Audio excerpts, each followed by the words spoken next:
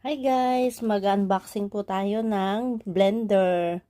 Ito yung maliit lang na blender guys. Ayan. Tingnan natin. Ba, may USB lang siya guys. Ayan. Meron siyang saksakan pang charge. Tapos, ito. Blue yung pinili ko kasi. Ayan. Wow. Yan siya guys. At meron siya ditong ayan. Maano siya guys? Tingnan natin. Lakas.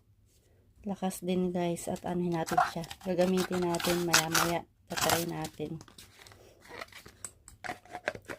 Baso lang siya. Pagkatapos mong mag-i-blend, pwede mo nang inumin. Ayan. Ganda niya guys.